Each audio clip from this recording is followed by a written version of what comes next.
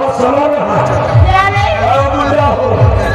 अगर 5 मिनट का समय मिल गया ना समझ लो पुरानी मीडिया तीनों महीना का पूछो उनका बात हो अपना बोला देखिए हमारे गुरु जी अंदर बैठे हैं और आए हुए जनता को शुक्रिया अदा करिए। साथ साथ हमारे चचा जी बैठे हैं मौसम बना रहे हैं। महाबली भाई कहाँ बुलाए यार और मौसिया नहीं मैंने कहा बोले अम्मा ने मौसी चले पलंग घंटी ये काम है जी क्या नहीं जाने बोले बोले अम्मा के बहिनी के फटा ये तो मेरे दोनों लोग भाई भाई है 50 जय सखी ब्राह्मणी अभी सब लोग हो तेज से शुक्र अदा करती हूँ। उसके बाद परमेश्वर जी